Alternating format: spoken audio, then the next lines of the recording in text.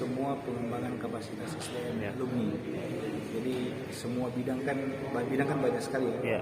Bidang-bidang itu yang kemudian di pengembangan kapasitasnya ada di BP ini.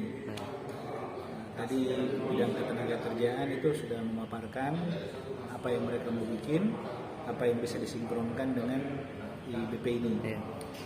Tapi hari ini juga kita masih masuk ke persentase teman-teman calon pelatih. Kan 2 minggu lalu tidak selesai karena memang hanya sehari itu 30 orang. Ini lebih 100 orang yang memang. Ini dilanjutkan hari ini. Besok itu kita bahas tentang program kerja yang kita kerjakan selanjutnya.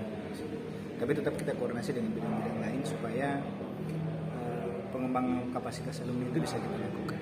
Jadi sebenarnya yang kita ingin itu adalah menghapus gap antara kebutuhan dunia luar dengan hasil dari kampus.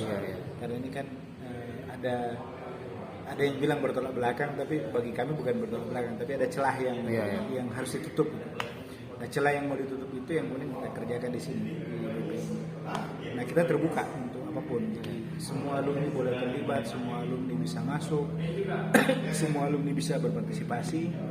Dan kalau yang kita butuhkan tidak ada di alumni, kita cari dari luar. Ya, misalnya kita butuh hal teknis yang kemudian tidak ada alumni yang punya kemampuan itu, ya kita panggil dari